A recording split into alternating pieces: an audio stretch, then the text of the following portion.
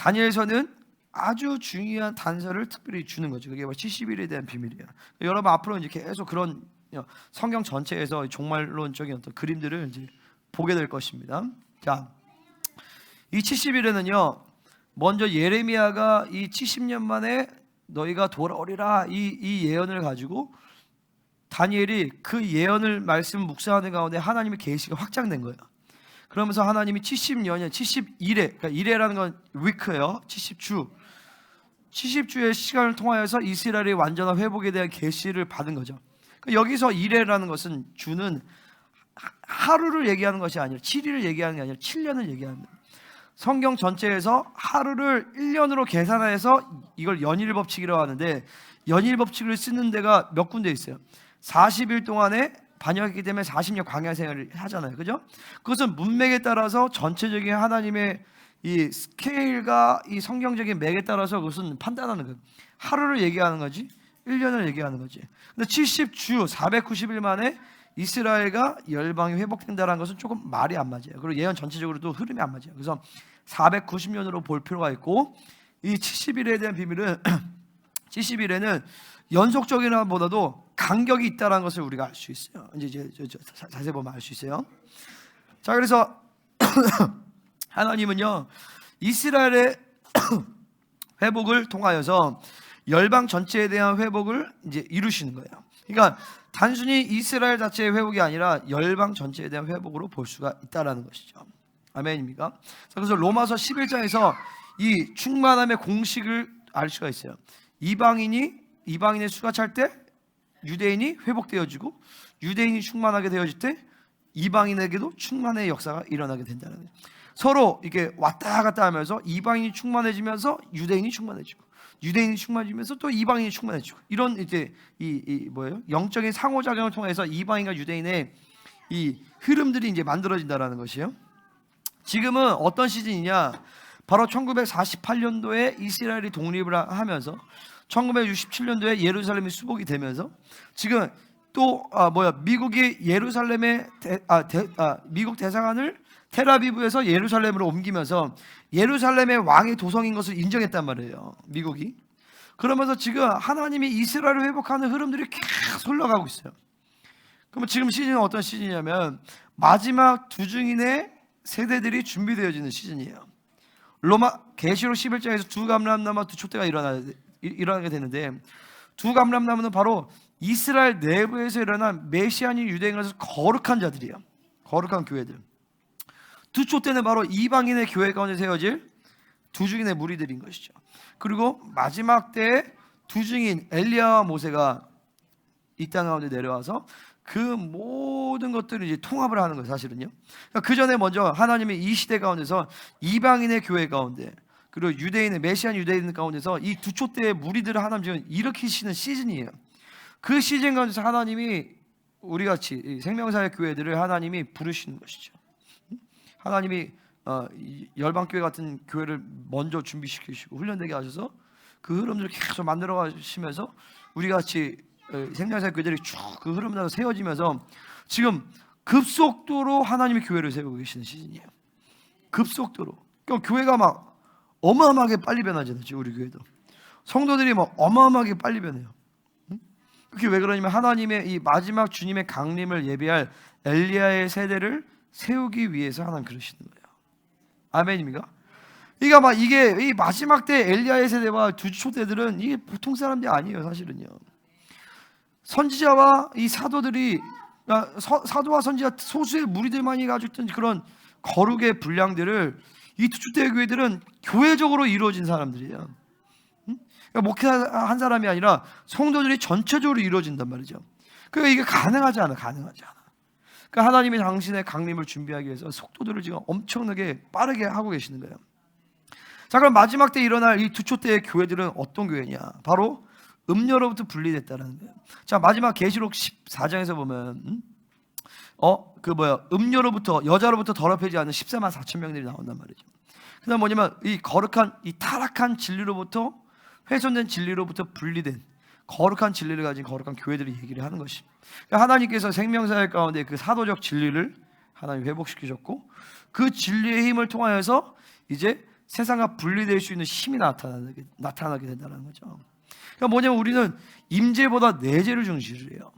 자, 이 기독교 역사 가운데서 임재가 좋았던 공동체들은 어마어마하게 많았어요. 옛날에 그 경배와 찬양 팀이라고, 여러분 잘 뭐 아실 수도 있고 모를 수도 있겠지만, 경배 찬양 아세요? 거기서 하나 만났어요?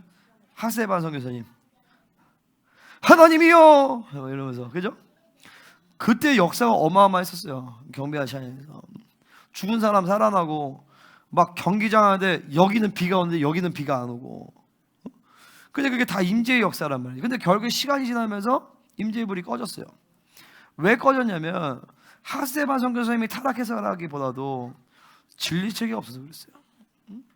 진리책이 없으니까 임재로는 좋았지만 내재로 안 들어가는 거예요. 근데 하나님의 역사는 내재가 중요하거든요. 자, 오늘도 내가 보면 오늘 우리 영적인 분위기가 굉장히 무거웠어요.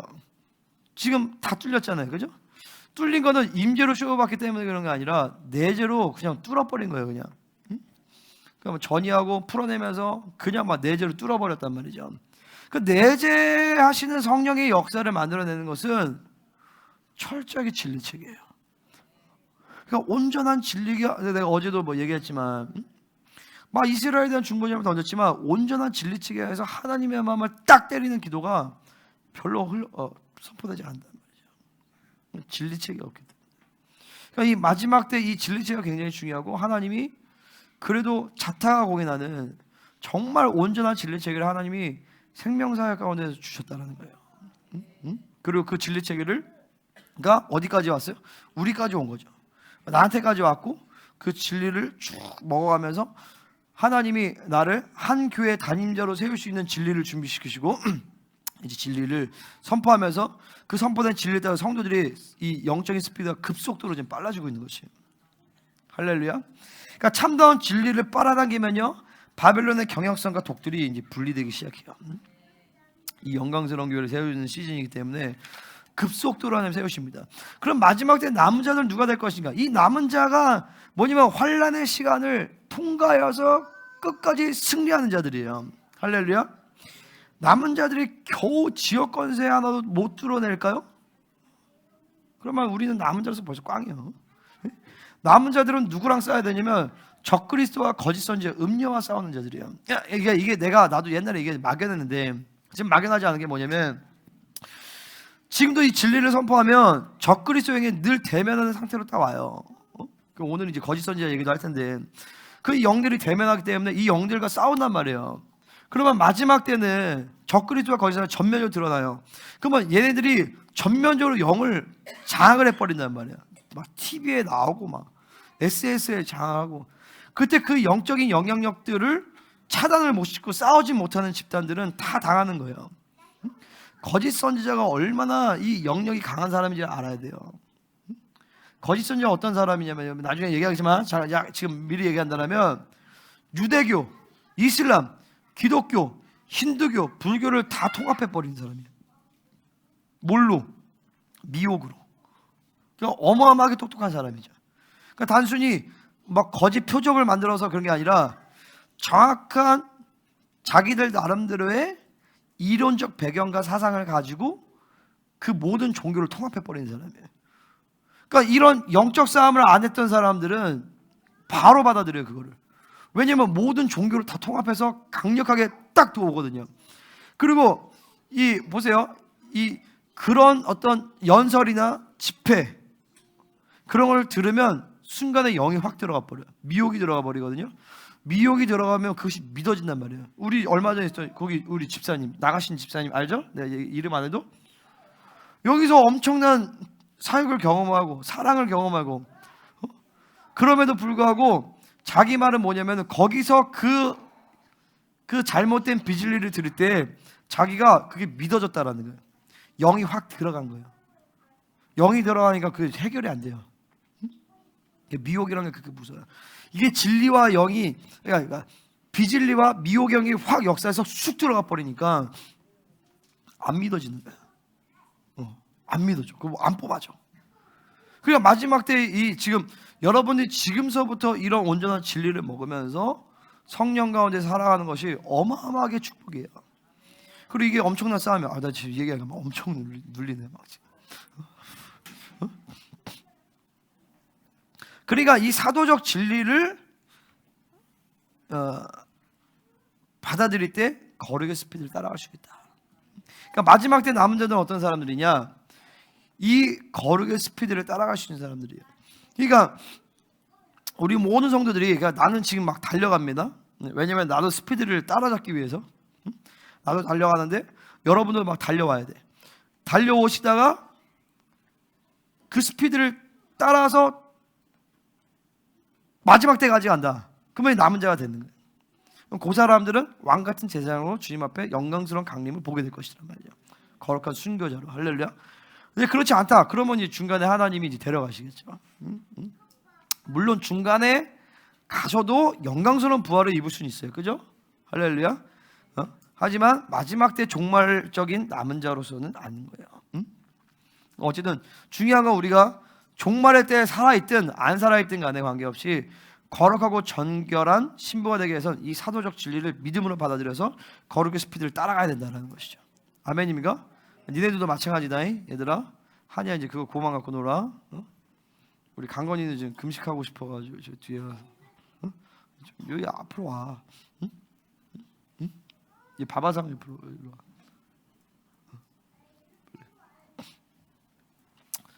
자, 이제 본격적으로 이제 본론으로 들어가겠습니다. 70일에 자, 첫 번째 우리 두 가지 대지를 볼 텐데 70일에 대해서 볼 것이고, 두 번째는 70일에 대한 서론적인 얘기를 하겠습니다. 자, 첫 번째 70일에란 뭔가? 70일의 결론은 뭔가? 자, 9장 24절 같이 얘기했습니다. 시작.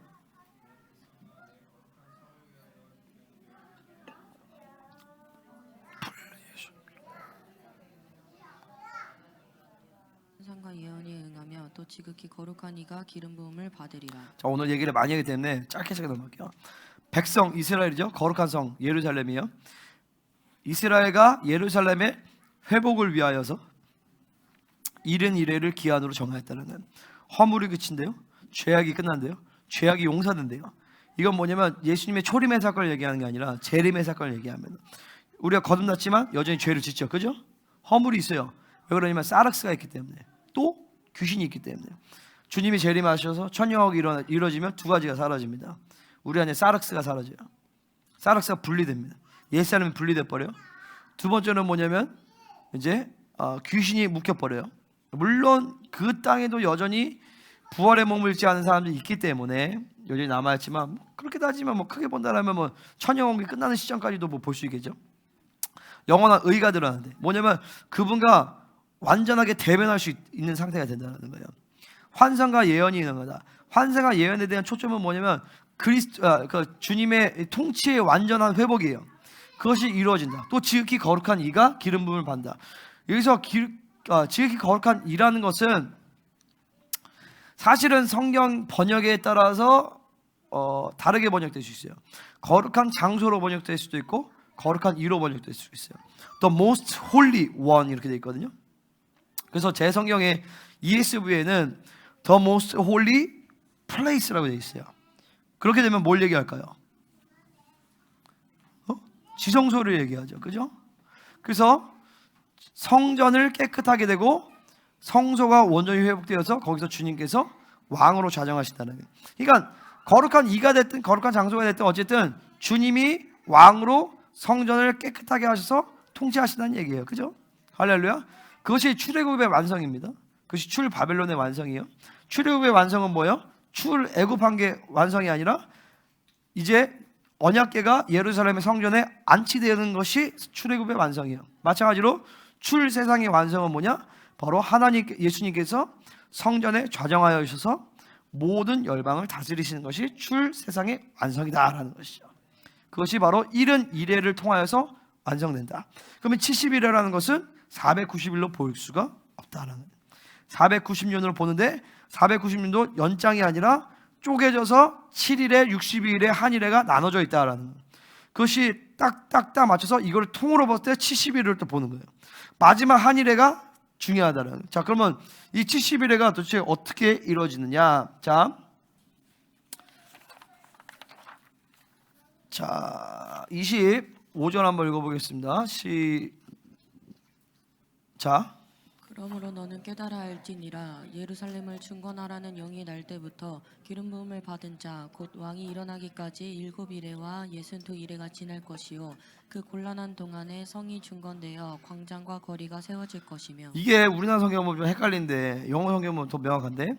자, 7일에 자, 영어 성경에는 뭐라 나왔냐면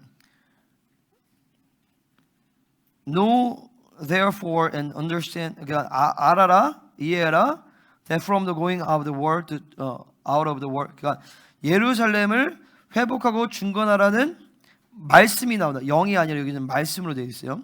말씀이 나온다. To the coming of an anointed one.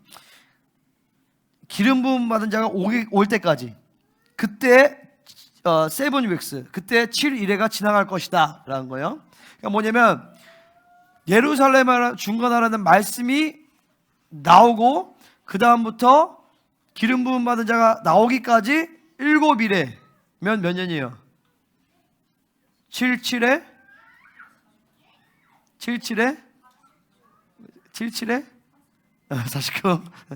49년이 지나간다는 거예요. 그러면 예루살렘을 중건하는 말씀이 언제 선포되어지느냐? 예레미야 32장 44절에 선포되어집니다. 베냐민 땅과 예루살렘 사방과 유다 성읍들과 산지 성읍들과 저지대 성읍들과 네겝의 성읍들에 있는 밭을 은으로 사고 증서를 기록한 본인하고 증인을 세우리니 이는 내가 그들의 포로를 돌아오게 함이니라. 아멘. 그들의 포로를 돌아오게 한다. 이 예루살렘에 돌아온다는 그 말씀이 예레미야 32장에 선포돼요. 여기뿐만 아니라 29장부터 34장까지 계속 예레미야가 예루살렘의 회복에 대해서 선포를 하는데 그때가 바로 BC 587년이야. 뭐라고? BC 587년이다. 아멘. 그래서 49년 뒤가 언제예요? 587 빼기 38이야. 87 빼기 38 해봐요. 수학쌤 이지원 수학쌤 587 빼기 538 아니야 49 그러니까 538년이죠. 그죠? 내가 반대로 얘기했어? 49 580 빼기 49는 38이죠. 그러니까 538년이 예루살렘의 중건하라는 영이 날 때부터 49년 지났을 때가 538년이에요. 538년이 어떤 일이 일어나느냐? 기름 부음 받은 자 바로 자 538년에 고레스라는 메데바사의 왕이 자 이사야서에 보면 고레스를 기름 부음 받은 자라고 표현을 해요. 메시아를 얘기하는 게 아니라 고레스를 얘기하는 거예요. 고레스가 뭘 선포하냐면 고레스 칙령을 선포합니다. 고레스 칙령을 선포해요. 그 고레스 칙령이 뭐냐면은 이제 이 바빌론의 포로로 잡혔던, 그러니까 바빌론을 메데바사가 정복을 하고 그 포로들이 있었잖아요. 바빌론은 강경한 정책을 펼쳤어요. 하지만 메데바사는 유화 정책을 펼치면서 자 이제 다니엘이 고레스한테 보여준 거예요. 이사야에 당신 이름이 있다. 고레스라는 이름이. 당신은 어떤 사명이냐면 이스라엘 백성을 다시 고토로 이스라엘을 돌아가게 하는 사명이 있다라고 다니엘이 얘기를 한 거예요. 성경에 안 나와있지만 보통 그렇게 우리가 알아요. 그렇게 얘기를 하니까 고레스가 깜짝 놀란 거예요. 아니 벌써 나에 대한 예언이 성경에서 예언이 돼 있구나 하면서 고레스 칙령을 선포해서 이제 이스라엘이 1차 포로가 시작이 된 거죠. 그게 바로 BC 538년이에요. 할렐루야. 7일은 성취가 됐다 안 됐다? 성취가 됐다라는 것이에요. 할렐루야. 자 62일에는 몇 년이에요? 434년이죠. 7 곱하기 62 67에 42 7이 14 더하면 434년. 아멘. 자, 이 434년에 대한 기간 동안에 무슨 일이 일어나느냐? 자, 여기서 이렇게 나옵니다. 7일에와 62일에가 지나갈 것이요 그 곤란한 동안에 이렇게 되어 있지만 영어 성경에는 뭐라 나오냐면 Then for 62 weeks 62일에 동안에 성이 중건되어 광장과 거리가 세워질 것이다 라는 거예요. 그러니까 62일에 일어나야 될 핵심적인 사건은 바로 성과 광장이 회복이 된다라는 걸 얘기하는 거예요. 무슨 사건을 얘기해요? 예루살렘의 성벽이 회복되어지는 걸 얘기하는 거예요. 예루살렘의 성벽이 언제 회복이 되어져요? 누구를 통하여서? 느헤미야를 통해서 BC 445년에 혹은 BC 444년에. 자, 이것은요 62일에는 그냥 뭐라죠? 언제부터 언제까지 얘기하지 않고 성경에서 보면 62일에 가운데 일어난 사건이 바로 성이 중건되고 광장과 거리가 세워진다라고 되어 있어요. 그러니까 이거는 이제 조금 이제 뭐라 하지? 그냥 딱 명확하게 처음과 끝을 얘기한 게 아니라 이게 저 성이 중건되고 광장과 거리가 세워지는 것을 볼 때 62일에가 지나갔구나라고 보면 돼요. 그러니까 이거를 이제 학자들은 어떤 사람들은 BC 435년에 예루살렘에 귀환해서 그때부터 434년을 잡아요. 그러면 AD 1년이에요? 그러면은 434년. 그럼 AD 1년이에요. 혹은 BC 408년에 총독으로 재임해요. 그때부터 434년을 잡으면 AD 27년이에요. 그건 뭐 크게 중요하지 않아요. 어쨌든 중요한 건 뭐냐면 62일에 일어나야 될 사건은 바로 예루살렘 성벽의 재건이다. 그러니까 62일에도 지났다 안 지났다? 어려워요? 62일에 대한 사건에 대해 얘기한 건 뭐냐면 예루살렘 성벽 재건밖에 없다고요. 예루살렘 성벽이 재건됐잖아요. BC 444년에. 그러니까 이것도 이미 이루어진 사건이라는 거죠. 그죠? 그러나서 62일의 후에 일어난 사건이 뭐냐면 기름 부음을 받은 자가 끊어져 없어진다는 거예요. 이거는 메시아를 얘기하는 거예요. 그러니까 성이 중건된 이후에 AD 30여 년경에 예수님이 죽으셨잖아요. 그죠? 그러니까 62일의 후에 일어난 사건이에요. 언젠가는 모르겠지만 62일 직후인지 몇 년인지는 모르겠지만 어쨌든 62일의 후에 일어난 사건은 메시아가 끊어지는 거예요. 메시아가 죽는 거란 말이죠. 그러니까 메시아가 돌아가셨잖아요. 그죠? 예수님 십자가 지셨잖아요. 그러니까 62일의 사건은 끝난 거죠. 그죠? 할렐루야. 그러고 나서 또 어떤 사건이 일어나냐면 장차 한 왕의 백성이 와서 그 성읍과 성소를 무너뜨리려니와 그의 마지막은 홍수에 휩쓸림 같을 것이며 또 끝까지 전쟁이 있으니 황폐할 것이 작정되었느니라. 이건 뭘 얘기하냐면 AD 70년경에 디도 장군을 통하여서 자, 이 사람은 장군인데 나중에 이 사람이 로마의 황제가 돼요. 그러니까 한 왕의 백성이 맞아요. 그죠? 이 AD 70년에 디도 장군이 와서 예루살렘을 초토화시킨단 말이에요. 예루살렘의 성전을 초토화시키고 성벽을 다 무너뜨리고 지금 통곡의 벽 하나밖에 안 남고 다 부셔버려요. 그 사건을 예언한 거예요. 그죠? 62일의 사건, 62일의 후에 이런 사건이 일어날 것이다 라고 예언을 했고 62일에는 지나간 것이고 지금은 우리는 62일에와 마지막 한 일의 사이에 살고 있다는 것을 보여준단 말이죠. 오케이? 할렐루야? 바바상 이해되셨어요? 네. 이제 외국인이 이해가 됐으면 이제 진짜 이해돼요? 아멘. 자, 그러면 다 이해된 줄 믿습니다. 내가 이제 굉장히 간단하게 설명하는 거예요. 자, 중요한 건 뭐냐면 마지막 한일이에요. 그러니까 지금은 우리는 어디에 살고 있다? 자, 7일에 62일에 마지막 한일회가 다 지금 간격이 다 있었어요. 그죠? 이걸 어떤 사람들은 왜 간격이 있냐? 간격이 있는 걸 어떻게 해? 선지자는 그냥 계시를 본 거기 때문에 간격이 있는지 없는지 몰라요. 근데 보니까 간격이 있잖아요. 그죠? 그러니까 간격이 있다 없다는 건 중요하지 않아요. 우리는 62일에와 마지막 한 일회 사이에 살고 있다라는 것이. 그 마지막 한 일회가 이제 다가오는 시점만 우리가 보고 있는 것이죠. 그죠? 그 마지막 한 일회가 일어나기 전에 어떤 일이 일어나냐? 이건 이제 봐야 되는 거예요. 자. 오케이. 자, 그러면은 우리가 이렇게 생각해 주세요. 마지막 한 일회가 지나가고 나서 이스라엘이 회복된다는 거예요. 그러니까 이제 주님이 재림하신다는 거죠. 우리가 성경 전체를 볼 때. 그렇다면 예수님이 앞으로 62일에와 지금 한일회 사이에 지금 몇 년의 간격이 있었던 거예요, 지금까지? 2000년의 간격이 있는 거예요. 그죠? 그럼 앞으로 주님이 2000년 뒤에 오실 수도 있잖아요. 그죠? 앞으로 주님의 재림이 얼마나 가까웠는지를 우리가 어떻게 알겠어요? 이 다니엘서 9장만 보면 모른다라는 거예요. 그러니까 다른 성경 전체를 보고 그 시간표를 알아야 된다는 거죠. 자, 오늘 특별히 뭘 보고 싶냐면 다니엘서 7장을 보기를 원합니다. 다니엘서 7장 이제 두 번째 대제예요. 우리는 마지막 하는 일에 얼마나 가까이 왔는가를 어떻게 알 수 있는가? 다니엘서 7장을 통해서 보겠습니다. 자, 다니엘서 7장은 여러분은 잘 모르겠지만 내가 종말론을 진짜라고 하지만 조금 그래도 좀 많이 봤어요. 보고 많이 들었고. 근데 지금은 이제 그냥 여러 가지 이견들이 있고 하지만 그냥 이 생명사역에서 선포되어진 종말론은 제가 그냥 딱 담백하게 할거예요. 왜 생명사역에서 선포되어진 것만 하느냐? 첫 번째, 우리가 생명사역 교회이고, 두 번째는 뭐냐면 그래야 내가 책임을 안 지잖아요. 그죠? 다른 걸 막 틀렸어. 그러면 이제 김인호 목사님이 그랬어요. 나는 이제 그러면 되잖아요. 그죠? 근데 괜히 내가 다른 거 했는데 틀리면 내가 책임을 져야 되니까 그게 사실 무서웠거든요. 그러니까 김인호 목사님 기도를 많이 해줘야 돼요. 진리를 선포한다는 건 뭐냐면 그 진리에 대한 책임을 진다는 거예요. 그러니까 나는 그 책임을 안 지기 위해서 그냥 이제 김인호 목사님 얘기하는 것만 선포하게 해주겠다는 거예요.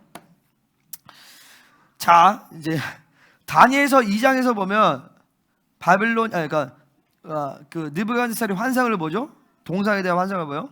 뭐 머리는 금, 가슴은 은, 여기 배는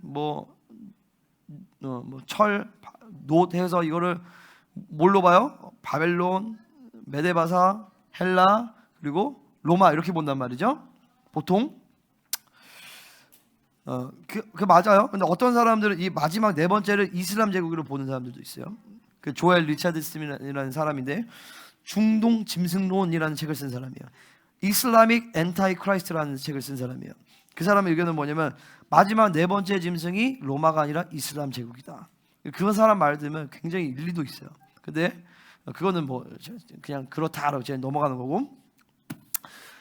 7장에서 또 다른 환상이 보여지는데 이 환상도 많은 경우에 네 가지 짐승이 나옵니다. 사자, 그 다음에 곰, 표범, 네 번째 짐승이 나와요. 이 네 가지 짐승도 보통 바벨론, 메데바사, 헬라, 로마로 해석을 합니다.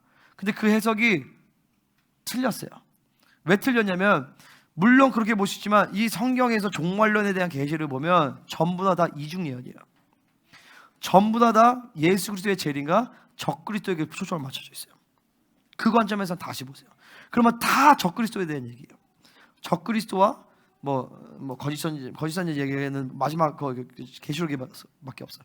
거의 적그리스도와 적그리스도에 등장할 나라, 그 바벨론 제국, 거기에 그에 대해 초점이 있어요. 그러면 이 7장에서 말하는 이 환상은 바벨론, 메데바사, 헬라, 로마를 얘기하는 것 같아 보이지만 실상은 마지막 때에 등장할 적그리스도의 제국에 대해서 포인팅을 하고 있는 거예요.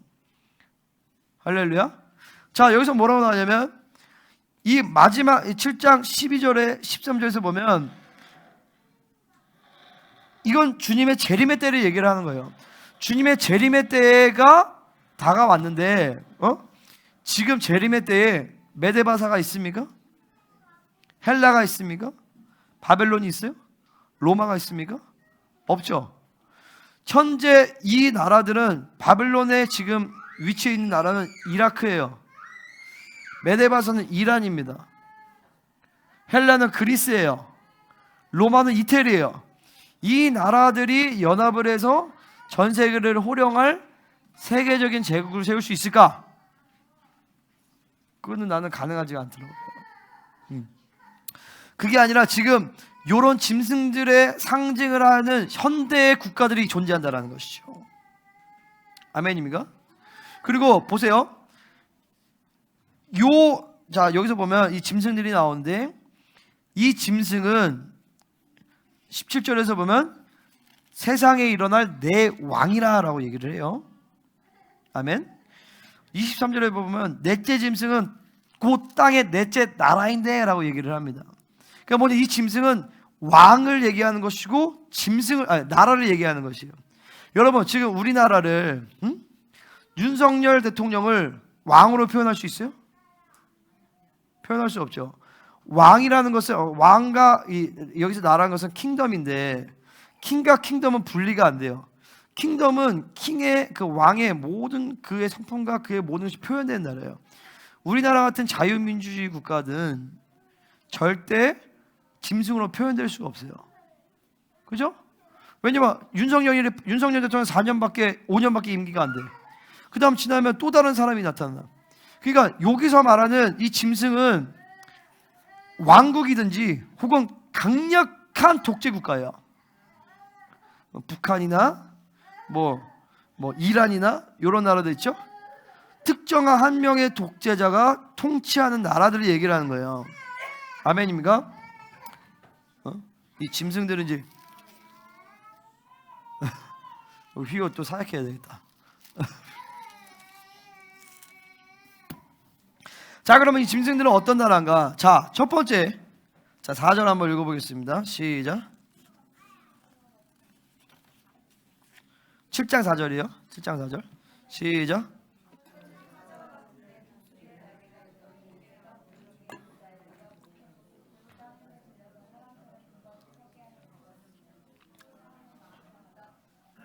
자, 이 사자는 뭐다 이런 거는요, 뭐 제가 얘기한 것이 아니라, 그러니까 뭐 김농 목사님 얘기한 것도 아니라 어빈 백스터라는 미국의 유명한 목사님이 했던 것들을 차용을 했어요. 그러니까 이제 김농 목사님 얘기한 게 뭐냐면, 나도 이런 나라를, 짐승들을 나라로 얘기하는 건 조금 위험하긴 하다, 본인이 생각해봤어요. 근데 아무리 봐도 세계 정세와 지금 성경 전쟁의 흐름을 봐도 요 나라들이 맞다라고 본다.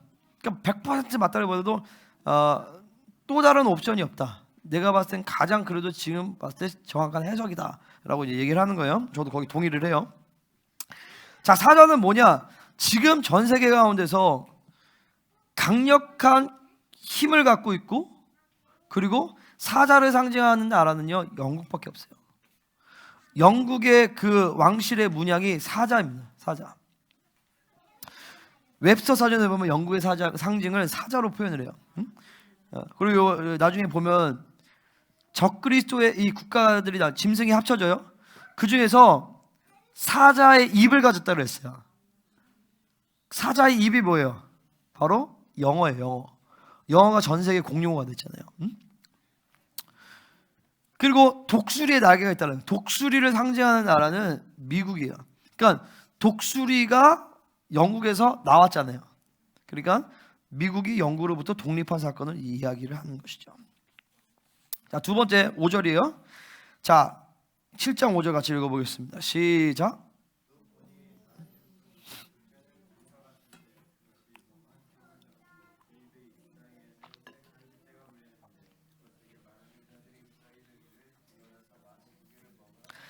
자, 지금 전 세계 가운데서 강력한 힘을 가지고 있고 곰을 상징하는 나라가 어딜까요? 러시아요. 근데 약간 아리까리한 게 중국도 곰을 상징해요. 팬더예요. 그래서 팬더도 곰이어서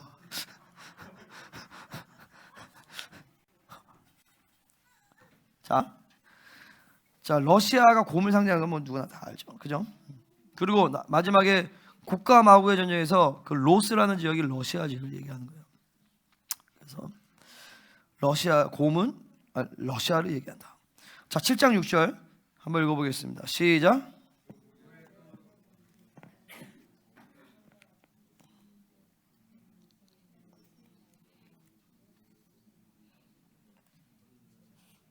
아멘. 자, 표범을 상징하는 나라가 어디 있을까? 표범을 상징하는 나라가 내가 찾아봤는데 두 개가 있어요. 그러니까 국가적인 상징으로 하는 나라가, 하나는 어디냐면 카자흐스탄이고, 두 번째는 뭐냐면 콩고예요. 여러분, 콩고나 카자흐스탄이 전 세계를 호령할 수 있는 제국으로 나타날 가능성이 있어요, 없어요? 없죠. 그러니까 이 나라들은 꽝이에요. 그러면 어떤 나라가 표범을 상징할 수 있느냐? 자, 하박국에서 보면 바벨론의 군대를 얘기하면서 이렇게 합니다. 그들의 군마는 표범보다 빠르고. 자, 그건 뭘 얘기하냐면 그들의 군마, 그들의 전차를 얘기해요. 우리나라 다니면, 지금 현대로 다니면 그들의 전차가 표범보다 빠른 바벨론과 같은 나라를 얘기를 하는 건데, 그 강력한 표범 같은 전차를 갖고 있는 나라는 전 세계에서 독일이에요. 독일. 독일이 2차 세계대전 때 가지고 있던 그 전차 이름이 바로 레오파르드, 바로 표범이었어요. 이 짐승에게, 이 표범에게 새의 날개 넷이는데 이게 뭐야? 또 머리 넷이 있고 권세를 받으라고 했어요. 역사를 보면 독일 제국이 힘을 갖게 되는 경우가 세 번 있었어요. 첫 번째는 뭐냐면 AD 800년에 샤를마뉴 대제가 프랑크 왕국을 표명하면서 신성 로마 제국을 세웁니다. 두 번째는 뭐냐면 비스마르크 수상이 냉전 시대 때 강력한 힘을 가져. 냉전 시대가 아니죠. 그 전지. 그 다음에 세 번째가 누구냐, 바로 나치 히틀러예요. 그 네 번째는 아직 등장하지 않았어요. 네 개의 머리가 있다는 거죠. 독일은 무서운 나라예요. 1차 대전에 지고서 또 2차 대전을 또 일으켜. 그리고 2차 대전을 지고서도 전쟁국가로 하고 나서 지금 또 전 세계 강대국으로 또 일어났어요. 그러니까 독일은 마지막 한번 또 힘을 갖게 될 것이에요. 자, 보세요. 영국은 왕실 국가죠. 러시아는 독재 국가예요. 그 다음 또 뭐지? 세 번째가? 독일이에요. 독일은 지금 공화제지만 독일이 왕정복고를 하게 될 때에 그때 우리는 알 수 있어야 돼. 이제는 정말 마지막 때가 다가왔구나. 응? 할렐루야. 자, 12절에서만 이렇게 얘기가 나옵니다. 자, 새 날개, 이건 뭐냐면 프랑스는 수탉을 상징해요. 이건 프랑스를 얘기하는 거예요. 그러니까 나중에 표본과 프랑스가, 독일과 프랑스가 이제 합병이 돼버려요. 프랑스가. 자, 12절에 보면 그 남은 짐승들은 그의 권세를 빼앗겼으나 그 생명은 보존되어 정한 시가 이르기를 기다리게 되었더라. 그게 뭐냐면, 자, 11절에서 보면 작은 뿔이 말하는 큰 목소리로 말하면 주목해 보면 짐승이 죽임을 당하고, 자, 짐승을 죽여버렸다는 거예요. 적그리스도를 멸망시켰다는 거죠. 그러고 나서도 일정 시간 가운데서 요 제국들이 살아남으면서 이제 주님이 마지막 심판을 행하신다는 거예요. 그러니까 바벨론, 메데바사, 헬라, 로마라고 볼 수가 없다라는 것이죠. 아멘입니까? 현대에 존재하는, 종말의 시간에 존재하는 국가들로 볼 수가 있어요. 자, 그러면 네 번째 짐승은 뭐냐? 자, 네 번째 짐승 7절, 8절 한번 읽어보겠습니다. 시작.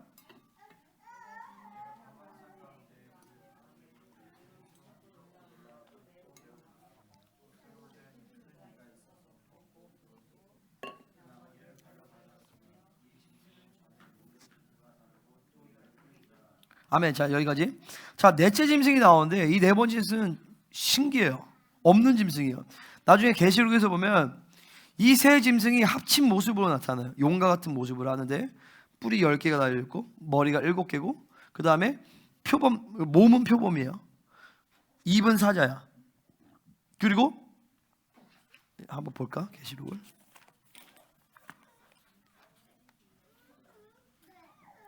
계시록 13장이에요. 자, 한 짐승이 바다에서 나와요. 적그리스도를 얘기합니다. 뿔이 10이에요. 그러니까 왕이 10이라는 거예요. 머리가 7이라. 근데 머리가 또 7이야. 그것도 이 7이라는 머리도 왕을 상징해요. 그러니까 어떤 왕들의 계보 가운데서 나타난다는 거예요. 아멘. 뿔에는 10 왕관이 있대요. 짐승은 표범과 비슷하니까 베이스가 표범이라는 거예요. 베이스가. 그리고 발은 곰의 발, 입은 사자의 입. 그리고 용이 자기의 능력과 보좌와 큰 권세를 주었다는 거예요. 그리고 42달 동안, 바로 3년 반 동안에 일할 권세를 얻어서 강력하게 하늘에 사는 자들을 비방하고 성도들을 죽인다라는 것이죠. 아멘입니까? 자, 10뿔이 나타나요. 아멘. 자, 이거는 결론적으로 얘기한다면요, 바로 신성 로마 제국을 얘기합니다. 아멘. 로마인데 신성 로마 제국. 자, 신성 로마 제국은 서로마와 동로마가 쪼개져요. 그리고 나서 동로마는 사실 로마라고 볼 수 없어. 비잔트 제국이라고 얘기하는데 비잔트 제국은 한참 오래 갑니다. 근데 AD 800년경에 샤르마뉴 대제가 신성 로마 제국을 세워요. 이때 중요한 게 뭐냐면 샤르마뉴 대제 신성 로마 제국을 표명하면서 교황과 완전히 하나가 돼버려요. 그러니까 신정 일치 국가로 이루어집니다. 그러니까 마지막 때 적그리스도가 세울 나라도 이 교황을 비롯한 이 이 세계 종교가 이제 이 적그리스도가 완전히 하나가 돼버리는 거예요. 그러니까 세계 종교 음녀가 나타나고 거짓 선지자가 이 모든 표적을 통해서 세계 종교를 통합을 시켜버려요. 그러면서 이것을 적그리스도에게 힘을 싹 몰아줘 버리죠. 아멘입니까? 그런 것들의 예표가 사실 샤르만이 대제고 이 샤르만은 대제는 바로 독일에서 일어난 프랑크 왕국의 황제였던 거예요. 아멘. 그러니까 앞으로 그러니까 내 조심스러운 추측은 나뿐만이 아니라 많은 어떤 선지자들이 하는 얘기가 뭐냐면 적그리스도가 어디서 등장할 것이냐? 독일에서 등장한다는 거예요. 100%는 아니에요. 독일이 다시 왕정 복고를 이루면서 거기에 황제를 자청하는 사람이 이제 유럽 국가를 통합을 시키고, 자 이제 열불은 뭐냐면 그 10나라가 되는데, 자 지금 EU는 33개국이 돼 있어요. 근데 이 EU가 이제 10개국으로 쪼개져 버려요. 옛날에도 조영기 목사님이 EU가 10불이어서 10개국으로 된다는데 막 점점점 수가 많아졌어요. 그러니까 이거는 틀린 계시다라고 했는데, 자 지금 적그리스도와 이 바빌론 제국, 그러니까 바빌론은 우리가 아는 이 바빌론 종교, 음료, 정치적 바빌론, 이게 다 바빌론인데, 바빌론이 어떻게 드러나냐면 적그리스도가 세울 나라가 바빌론이에요. 바빌론 제국. 이 바빌론 제국, 적그리스도 이런 존재들에 대해서 종말론이 크게 두 가지 옵션이 있어요. 하나는 뭐냐면 유럽에서 나타난다는 거예요. 그러니까 우리 지금 생명사에 말하는 종말론은 유럽 적그리스도론을 우리는 따르고 있어요. 또 한 가지는 뭐냐면 중동 적그리스도론이 있어요. 중동에서 나타난다. 이런 메데바사 이런 게 다 중동이었듯이 중동에서 강력한 이슬람 제국이 나타나면서 적그리스도 제국이 등장하게 되어지고, 그 이슬람의 칼리프가 적그리스도다라고 얘기하는 사람이에요. 이렇게 이론을 따르는 사람들은 적그리스도가 누구로 보냐면 터키의 왕을 적그리스도로 봅니다. 나는 어떻게 보냐? 나는 이제 생명사의 흐름을 따르죠. 근데 이슬람이 강력하게 부흥을 하면서 마지막 칼리프가 등장을 할 거예요. 그 칼리프가 어디서 나타나냐면 바로 터키에서 나타납니다. 그게 바로 곡이에요. 곡. 마국의 대장인 곡, 에스겔 38장에 나타나는 그 곡이라는 사람이 이슬람 전체를 통합을 해서 이 사람이 마지막 칼리프로 등장을 합니다. 근데 3차 제대를 통하여서 완전히 작살나버려요, 여기가. 할렐루야. 그러면서 이사야 19장에서 예언되어 있는 이집트와 아수르와 이스라엘이 열방원의 복이 된다고 했잖아요. 그 예언이 성취되어지는 거예요. 우리 애들이 공격 많이 받네. 정말로 선포하니까. 그래서 마지막 때에 지금 이제 전쟁이 앞으로 많이 일어나요. 그러니까 막 지금 당장 예수님은 그렇게 얘기할 수 없어요. 전쟁이 많이 일어나는데 이 전쟁을 통하여서 이스라엘과 전쟁인데, 전쟁 중에서 심판되어지는 나라들이 이슬람 국가들이에요. 이슬람 국가들이 심판이 되어지면서 그 이슬람 국가들 가운데 마지막 대부흥이 일어나요. 그러니까 중앙아시아나 러시아, 터키, 이란, 지금 전 세계에서 가장 기독교인이 여러분 눈이 지금 감기고 있어요. 지금 싸워야 돼요. 할렐루야. 아멘. 자 싸우세요. 우리 권사님 저기 일어나시든지 졸려서 일어나시죠? 자, 이게 내가 지금 엄청난 지금 계시를 풀어서 그래요. 전 세계에서 가장 기독교인 증가가 빠른 나라가 어디게요? 어딜까요? 맞히는 사람은 내가 아이스크림 사주겠습니다. 전 세계에서 기독교인 증가가 가장 빠른 나라 이란이에요. 이스라엘과 가장 적대하고 있는 이란에서. 근데 이란에서 누가 전도를 하냐면 예수님이 직접 전도를 해버려요. 예수님이 꿈에 나타나요. 샤워하는데 예수님이 막 나타나버려요. 왜냐면 거기에 이제 심판이 오기 때문에 그래요. 그러니까 늘 그거 하죠. 성경에서 이 역사를 보면 심판이, 그러니까 우리나라에 보세요. 우리나라 1907년에 대붕이 일어났죠. 그 이후에 어떤 일이 일어났어요? 일제치하가 왔어요. 일본인 사랑합니다. 바바상 사랑해요. 일제치하에 엄청난 고난을 겪은 거예요. 그러고 나서 그 고난의 시간을 견뎌낼 수 있는 하나의 부흥을 주신 거예요. 그러면 사실은 그 심판의 과정을 간 거예요. 그러면서 또 공산당에 또 지배당하고 이런 흐름이 있는데, 앞으로 이슬람 국가들에게 엄청난 심판이 오는데 그것을 위해서 하나님이 이 부흥을 주면서 준비를 시키시는 거예요. 그리고 그 이후에도 또 부흥이 일어나게 될 것이에요. 할렐루야. 그러니까 보세요. 성경에서 지금 전 세계적인 악의 축이 어디냐면 이란, 중국, 베네수엘라 이런 나라들이거든요. 가장 중요한 나라가 이란이랑 중국이에요. 그죠? 그 모든 돈줄을 다 중국이 된단 말이죠. 근데 성경에서 중국에 대한 예언이 없어요. 물론 곰을 팬더라서 중국으로 볼 수도 있을까? 응? 왜 웃어? 팬더 무시하는 거야? 팬더도 곰이다. 그죠? 불곰은 막 이런데 팬더는 너무 막 귀여워가지고, 그죠? 그러면 뭘 얘기하냐면 그냥 내 그냥 개인적 추측이 아니라 그렇게 이제 보는 흐름들이 있어요. 뭐냐면 지금 전 세계적인 악의 축은 뭐냐? 표면적으로 봤을 때 지금 보세요. 유럽과 미국은 서구 사회잖아요. 이 서구 사회는 사실은 이런 연합이 동맹 체제예요. 그러고 나서 중국, 이란, 베네수엘라, 북한 이런 연맹 체제들이 있단 말이죠. 이 미국의 환태평양 전략에 대해서 적대되시는 국가는 중국, 이란 이런 나라들이에요. 근데 보세요. 지금 전세적인 흐름에 봤을 때는 이렇게 돼 있지만 실질적으로 악은 이 서구 사회에서 이 모든 악들을 사실 창출한단 말이죠. 이슬람도 악이지만 이슬람은 표면적이 아니지만 실제로 우리를 타락시키는 것은 뭐냐면 서구 사회에서 이런 666표 이런 바벨론의 문화들이에요. 그러면 어떻게 되냐? 3차 대전을 통해서 이런 이슬람 국가들과 중국이 강력한 심판을 받게 되어지는 거예요.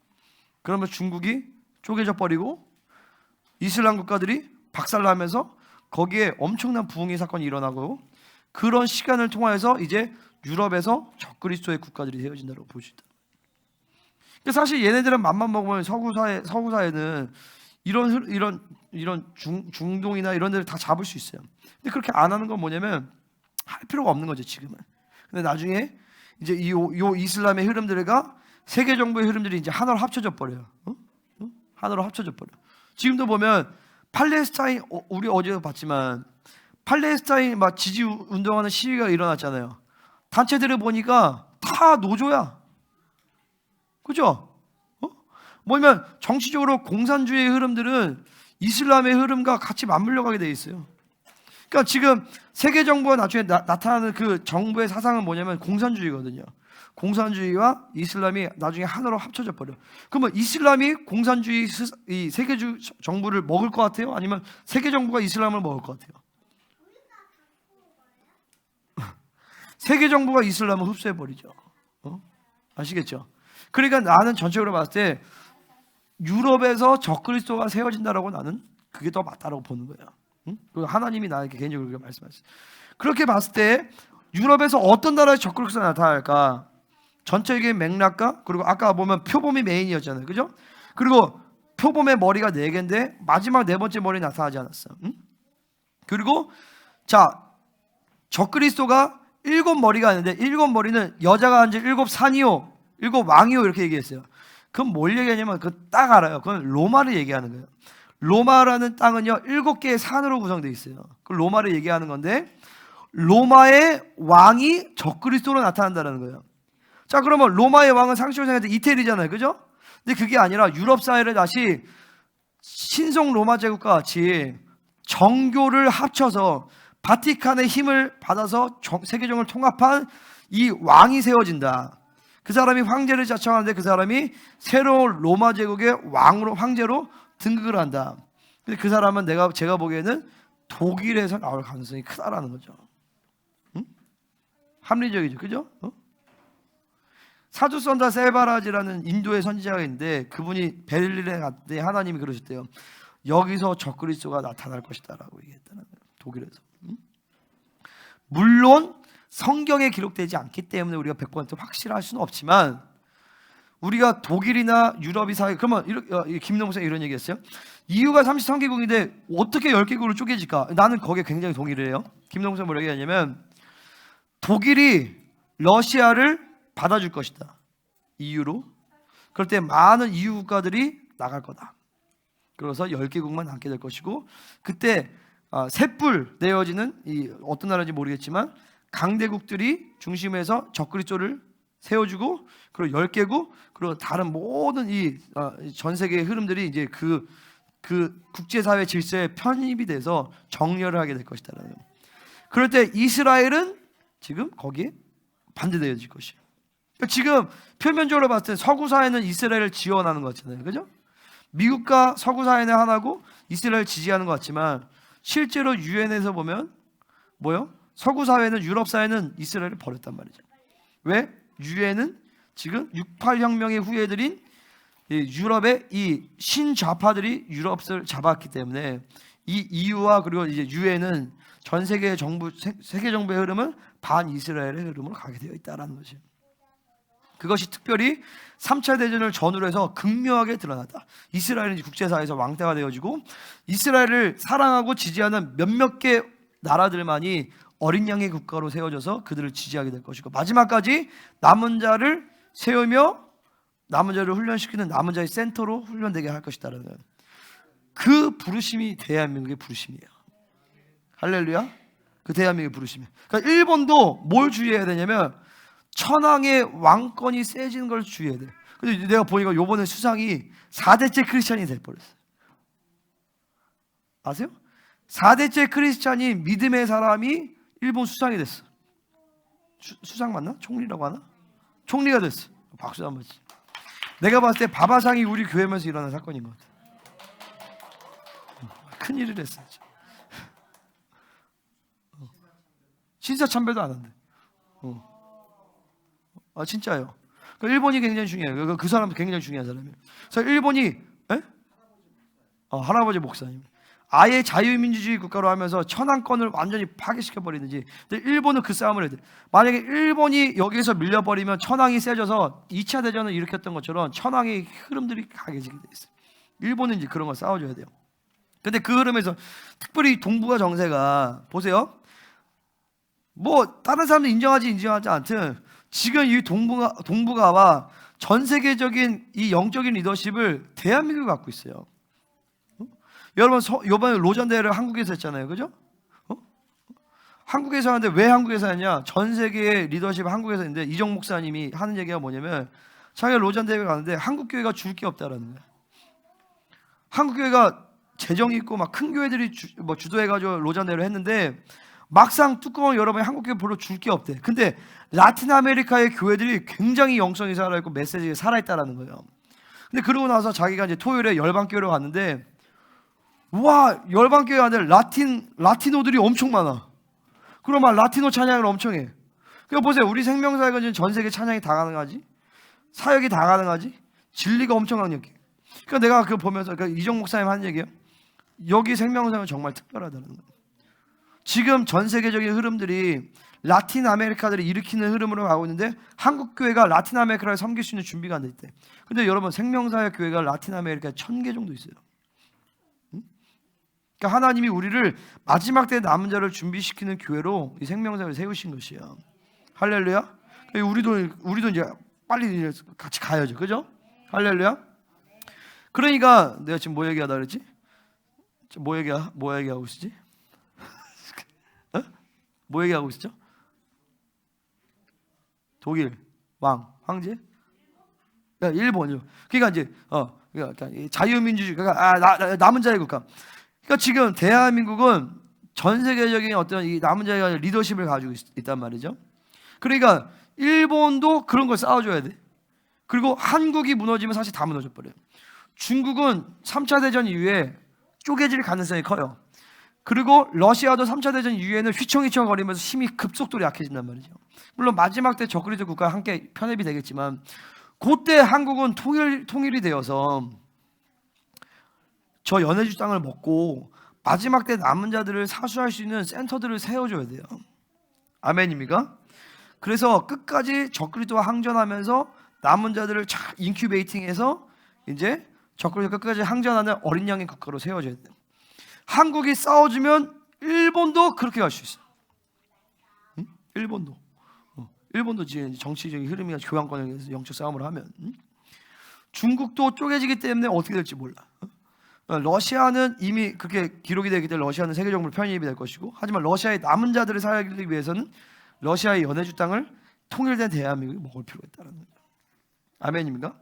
옛날에 이런 얘기하면 막연하고 과연 그럴까 했는데 요즘에는 진짜 그럴 수 있어요. 그것도 믿어져요. 아멘. 하나님 우리를 그렇게 사용하실 것입니다. 자, 그래서 이제 독일이 러시아를 받아들이면서 유럽이 분열되면 그 시점에 맞춰서 뉴욕에 있는 유엔 본부가 아마 미국으로 넘어가게 될 것이에요. 그러면서 본격적으로 이제 유엔의 세계 정부가 세워지고 이제 이 유럽의 세계 정부가 세워지면서 신성 로마 제국을 일으킬 수 있는 준비를 다 하게 할 것이죠. 그러니까 어빈 맥스터 그분 이제 비디오를 보면 유럽 사회가 이 신성 로마 제국을 세우기 위한 준비들을 어마어마하게 하고 있어요. 그 EU 이런 집회나 이런 걸 보면 다 그런 상징들이에요. 바벨론에 대한 상징이거든요. 내가 나중에 보여줄게. 바벨탑에 대한 상징이라고 하면서 이 세계 평화에 기여를 한 사람에게 상을 주는데 EU에서 그 상의 이름이 뭐냐면 샤르마뉴 상이에요. 샤르마뉴 대제상. 다 샤르마뉴가 일어날 수 있는 준비를 하는 거예요. 요번에 올림픽 보면 알겠지만 제우스 신을 막 다시 숭배를 하잖아요. 나중에 그 제우스가 이제 현현하는 것이 바로 적그리스도예요.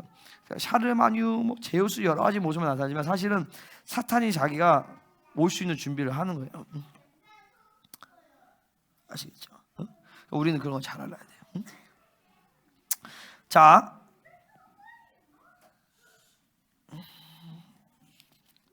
뭘 얘기할까? 자, 그러면 한번 간단하게 적그리스도가 누군지, 그리고 우리가 마지막 때 싸울 세 존재가 있어요. 그것을 좀 한번 보겠습니다. 마지막 때 우리가 싸워야 되는 거짓 삼일체를 보겠습니다. 자, 첫 번째는 뭐냐면 적그리스도예요. 자, 적그리스도는 짐승이라고 얘기도 하고, 그리고 작은 뿔로도 얘기를 해요. 그리고 불법의 사람, 멸망의 사람 이렇게 얘기합니다. 자, 내가 아까 다 얘기를 해버렸네. 그럼 적그리스도는 어디서 등장할까? 자, 계시록에서 보면 적그리스도는 바다에서 나오는 짐승이에요. 자, 성경에서 바다는요 열국을 상징합니다. 그래서 이 적그리스도는 이방인이에요. 이방인. 그 뿔이 열이래. 머리가 7이래. 뿔이 열이라는 것은 10개의 국가의 연맹에서 이 적그리스도가 나타난다는 거고, 머리가 7이라는 것은 뭐냐면 로마의 황제를 자기가 자칭하면서 나타난다는 거예요. 그래서 유럽에서 나타나라고 할 때 아까 제가 얘기한 것처럼 독일의 왕정 복골을 이루면서 제2의 신성 로마 제국의 황제로 등장하는 사람이 적그리스도가 될 가능성이 거의 99%다. 그리고 그 사람은 바벨론의 모든 첨단을 다 가지고 있는 사람이에요. 무지하게 똑똑하고 무지하게 잘생겼고 무지하게 상냥하고 엄청나게 매력적인 사람이 나타날 거예요. 그리고 이 적그리스도는 나중에 데살로니가서 2장에서 보면 자기를 신 중의 신으로 자기를 이제 표명합니다. 그건 뭐냐면 인도의 힌두교 브라만 신을 자기가 자처하는 거예요. 그러니까 이 적그리스도의 종교적 사상은 바로 힌두교예요. 브라만 종교. 그리고 정치적 사상은 바로 공산주의예요. 공산주의인데 신기하게 종교를 얘기해. 그러면서 힌두교의 브라만 사상을 얘기를 해버려요. 그러면서 모든 정치, 경제, 사회, 문화를 통합을 하는데 종교도 다 통합해버려요. 자, 여러분 알다시피 불교는 힌두교에서 나온 거예요. 그죠? 그리고 기독교, 유대교, 이슬람교를 다 통합해서 자기가 신중의 신으로 자기를 이제 표명합니다. 자, 음료는 누구냐? 음료는 잘 알죠. 음료는 이제 바티칸이에요. 자, 음료는요 2000년간 이 진리를 타락시킨, 훼손시킨 실질적인 원수예요. 원수, 귀신이에요. 귀신. 자, 계시록 14장에서 보면 이 사람들은 여자와 더불어 더럽히지 아니고 순교하는 자. 이 여자가 바로 음료를 얘기하는 거예요. 그러니까 음료에 타락한 진리에 농락되지 않은 사람들이 바로 마지막 때 거룩한 남은 자들인 것이죠. 이 음료는 진리 타락의 핵심이에요. 그래서 마지막 때 이 초대교회의 진리를 회복하는 게 굉장히 중요하고, 이 생명사역은 초대교회의 진리를 회복하는데 거의 완성 단계에 이르렀다. 그 때문에 이 음료의 칩을 뽑아냈기 때문에 우리는 영적 거성으로 클 수가 있다라는 것이. 할렐루야. 특별히 요거 기독론, 구원론 이런 것들은 제가 거기 리더십 때 이제 자세하게 해요. 리더십을 꼭 하셔야 돼요. 자, 세 번째, 이 거짓 선지자가 누구냐? 거짓 선지자. 자, 거짓 선지자는 적그리스도 옆에서 적그리스도를 숭배하게끔 만국을 미혹하는 자예요. 그러니까 이 미혹의 역사가 어마어마해요. 그러면 이 사람은 누구냐? 응? 자, 거짓 선지자가 누굴 것 같아요? 교황일 것 같아요? 응? 거짓 선지자가 교황이라고 이야기하는 사람들이 있어요. 제가 봐도 후보 중에 하나예요. 근데 예전에 김도 목사님이 나한테 전화 와가지고, 야, 그 브레드 거기서 교황을 거짓 선지자로 얘기하는데 그거 잘못됐다. 그거 얘기해서 그거 아니라고 얘기를, 그래서 그걸 왜 나한테 얘기하시? 그래서 어쨌든 이제 그래가지고 이제 목사님 얘기는 뭐였냐면, 바티칸이 음료인데 거짓 선지자 음료는 다르다라는 거예요. 근데 보세요, 교황이 거짓 선지자라고 얘기하는 그 포인트는 뭐냐면, 음료는 기관이에요. 그죠? 음료는 거짓 교회를 얘기한단 말이에요. 우리가 여자라고 할 때는 그건 교회를 얘기하지 사람을 얘기하는 것이 아니에요. 그죠? 그러면은 음료라고 할 때 그것은 가톨릭 교회를 포함한 모든 세계 종교에 포함되는 그런 교회라고 볼 수가 있겠죠. 그죠? 할렐루야. 그렇게 되면 교황과 음료는 분리가 돼서 교황이 거짓 선지자라고 얘기도 할 수도 있겠죠. 그죠? 할렐루야. 근데 그렇게 볼 수도 아닐 수도 있고, 그냥 음료는, 교황은 그냥 음료라고 얘기를 할 수도 있어요. 그거는 이제 가봐야 알아요. 근데 제가 보기에는, 내가 영분별상에서 보면 음료와 거짓 선지자의 스피릿은 좀 달라요.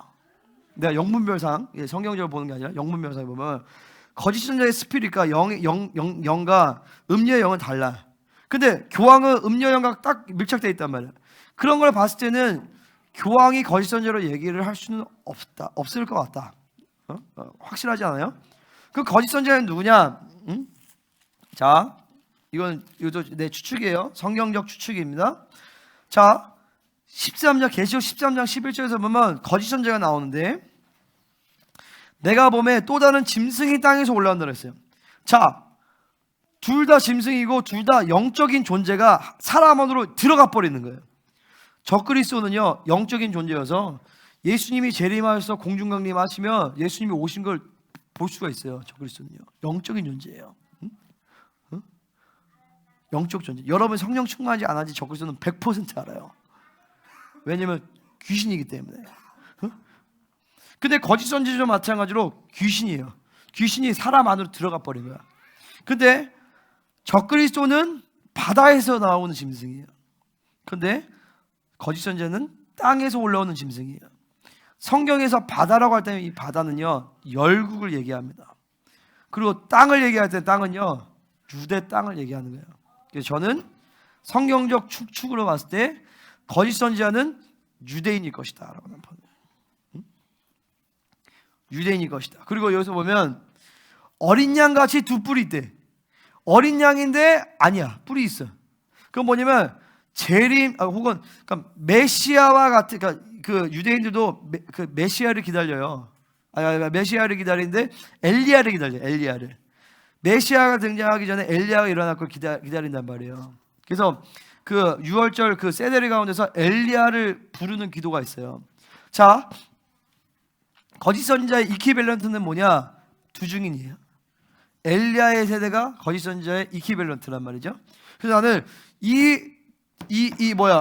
요 거짓 선지자는 재림 예수를 자청하거나 이슬람의 마디를 예수를 자청하거나 이슬람의 교리 가운데서는 진짜 예수님이 오셔서, 야, 기독교인들이 믿는 예수는 가짜야, 나는 메시아가 아니야, 알라가 진짜야 라고 해서 그들의 눈을 열어준다고 믿어요. 이슬람교는. 유대교는 엘리야가 올 것을 믿어요. 엘리야가 오죠. 그 엘리야는 누구예요? 우리가 엘리야야. 우리가 엘리야의 세대들이 있단 말이에요. 그리고 진짜 엘리야가 와요. 근데 이 거짓 선지자는 유대교회에서는 엘리야를 자청하고 이슬람교에서는 예수를 자청하는 이런 사람이 와서 유대교와 이슬람과 기독교를 다 통합을 시켜버린단 말이에요. 이 거짓은 강력한 미혹의 영을 가진 사람이에요. 그러면서 성품 있고 예수님 같아 보이는 척을 해. 그리고 표적을 일으켜. 그러면서 적그리스도에게 모든 힘을 쫙 밀어줘 버리는 거예요. 이게 진짜 메시아다. 이게 진짜 신중의 신이다 라고 하면서 강력한 미혹을 선포하는 거예요. 응? 재밌죠? 할렐루야. 우리는 이런 존재들과 이제 앞으로 진짜 싸우게 될 것이에요. 자, 다시 다니엘서 7장을 한번 봐보세요. 다니엘서 9장을 보겠습니다. 9장 27절, 9장 26절까지만 했어요. 9장 27절. 자, 그럼 마지막으로 적그리스도가 그러면 이제 무슨 일을 할 것이냐? 자, 9장 27절 같이 읽어보겠습니다. 시작.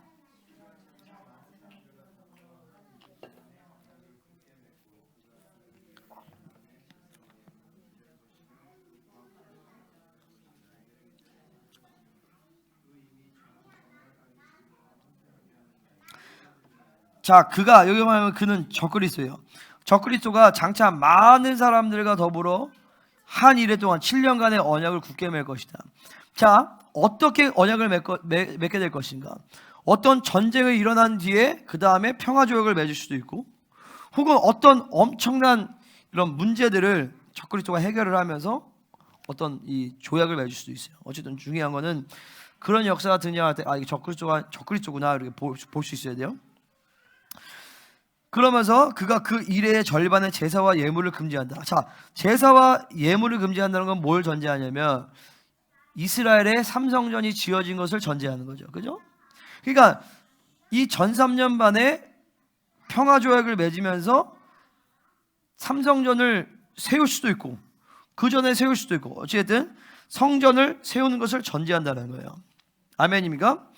근데 그때 적그리스도가 포악하여 가증한 것이 날개를 의지하여 선다라고 해요. 자기가 신중의 신으로 거기에 등극하는 거예요. 데살로니가서 2장에서 보면. 그리고 제사와 예물을 금지한대. 이것은요, 여러분 보세요. 적그리스도가 이스라엘을 미혹했기 때문에 그럴까요? 이스라엘 유대인들이 자원해서 적그리스도요, 당신이 우리에게 왕입니다 이래서 그럴까요? 그렇지 않은 거죠. 그죠? 이건 뭐냐면 힘에 의해서 적그리스도가 이스라엘을 점령해 버린 거예요. 누구와처럼? 안티오쿠스 에피파네스처럼, 안티오쿠스 4세처럼. 그래서 자기 자신이 신중의 신으로 하나님의 성전에 좌정해서 막 돼지 피를 뿌리고 난리 난단 말이에요. 그때 마카비가 이제 마카비 혁명을 일으키면서 마카비라는 건 망치라는 뜻이에요. 마카비 혁명을 일으키면서 하스모니아 왕조를 세워요. 그게 바로 수전절이에요. 성전을 회복한 수전절. 할렐루야. 그 수전절의 역사가 이제 나중에 다시 나타나요. 그러니까 이스라엘은 모든 전쟁에서 다 승리하는데 딱 한 번 패배하는 전쟁이 바로 요 적그리스도에게 패배하는 전쟁이 있어요. 어떤 전쟁일까? 아마겟돈이 아니지.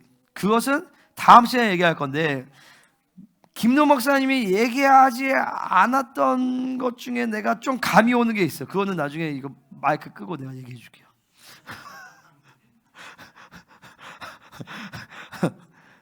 딱 거기 있어. 있어. 우리끼리만 좀 얘기하고. 근데 그거는 이제 목사님이 나중에 나와요. 어떤 전쟁이 이렇게 가는데, 근데 얘기하지 않은 것 중에 내가 이제 조금 그런 게 있어. 근데 그거를 이제 나중에 좀 얘기를 해줄 텐데, 어쨌든 그러고 나서 이미 정한 종말까지 진노가 황폐하게 쏟아지라. 이제 하나님 진노하신다. 자, 마지막 다니엘서 7장 한번 보겠습니다. 자, 요거 이제 끝날 텐데 아주 힘들죠. 난 무지하게 힘들어요. 그러니까 적그리스도가 이제 이런 일을 하고 전 세계적인 흐름들을 그렇게 가져간다는 거예요. 그러니까 보세요, 여러분 막 지금은 은혜 받았어 이런 말씀이 아니잖아요, 그죠? 막 졸립고 막 눌리고, 근데 하고 나서 여러분이 하나님의 시간표들이 슉 들어오는 거예요. 전 세계적인 보는 안목이 생기고 앞으로 내 인생에 어떻게 영위할 건지 보이고, 그리고 우리가 어떻게 남은 자로 살아야 될지 이런 것들이 이제 보이게 되는 거거든요. 할렐루야. 다니엘서 7장에서 보면 이렇게 얘기가 나옵니다. 자, 7장 9절 10절 9절부터 9절 한번 읽어보겠습니다. 시작.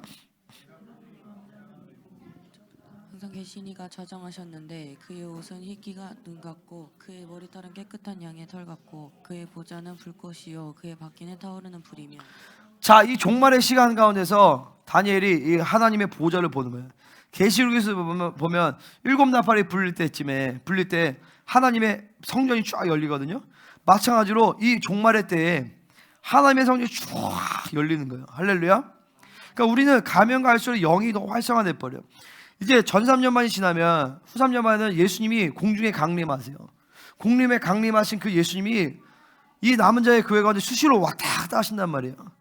그때는 예수님이 영으로뿐만 아니라 실제로 우리 눈에 보이게끔 오실 수도 있어요. 그러면서 우리에게 힘을 주시고, 자 보세요, 마지막 666표를 받게 되어지면 경제 매매를 못해요.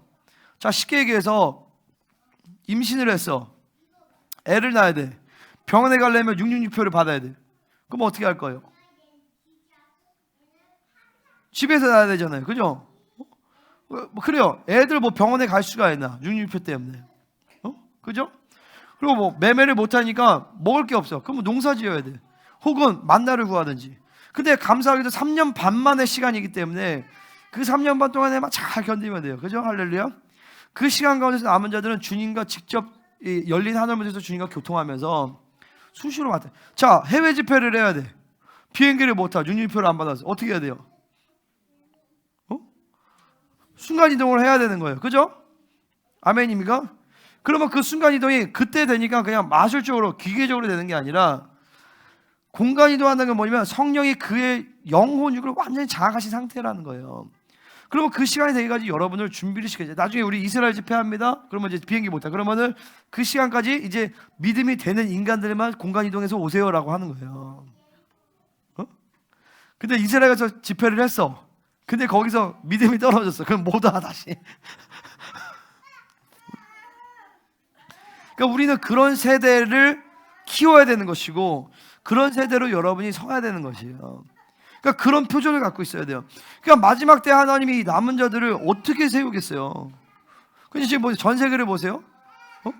전 세계를 볼 때 정말 그런 사람들이 지금 일어나고 있는가 집단적으로? 그거 쉽지 않아요. 그런 강력한 후보와 강력한 공동체가 생명사역이에요. 사실은요. 그렇잖아요. 그러니까 하나님이 우리를 이 가운데 부르신 그 부르심을 여러분 믿음을 받으시고 계속 거룩의 스피드 따라가면서 우리를 그렇게 남자로 세우시겠구나. 우리가 진짜 나중에 적그리스도와 정말 싸우겠구나. 지금도 사실 영으로 싸우는데 나중에 거짓 선지자, 자 보세요. 엘리야가 바알의 400명의 선지자 싸우잖아요. 그죠? 그때 엘리야의 제자들이 있어요. 엘리야 무리들이. 엘리야의 무리들은 동굴에서 엘리야에서 중보했을 거예요. 그때 영적인 세계에서 이세벨의 선지자들 400명 그리고 바알의 선지자 450명은 지랄을 했다면 이세벨의 선지자 400명은 이세벨이 성에서 얘네들은 중보시켰어. 중보 선지자의 무리로. 그러면 막 강력한 영적이 팍 충돌하는데 마지막 때는 이거보다 더 심해. 그러니까 우리의 중보가 얼마나 강력해져야 되겠어요? 우리의 기도가 얼마나 강력해져야 되겠어요? 우리의 말씀이 얼마나 더 강력해져야 되겠어요? 할렐루야. 아멘. 그러면 여러분이 마지막 때 그 남은 자 거룩한 물론인데, 자 왕자가 쭉 보이면서 하나님의 보좌가 쭉 보입니다. 그때 10절에서 보면 불이 강처럼 그의 앞에서 쭉 흘러나와요. 자 그의 불이 생수의 강이 아니라 불의 강이 쫙 흘러나온단 말이죠. 아멘. 우리가 받는 불이 이 불과 동일한 불이에요. 지금은 불 하면 안 보이지만 내가 불 하면 불이 떨어진단 말이죠. 그죠? 불! 아직 덜 재미나구나. 불이 와요. 근데 나중에 보면 불 하면 불이 떨어지고 불! 미사일 날라 멈춰! 회전! 탁 하고. 강력원 집중해야지. 뭐 상상의 나를 펼쳐야지 봐. 먹을 게 없어. 치킨 한 조각밖에 없어. 자 예수 이름으로 축사합니다. 이것이 이호병의 사건이 일어나서 치킨이 막 계속 나와. 할렐루야. 그때 이제 고구마 다이어트 안 해도 돼. 고구마도 막 계속 나와.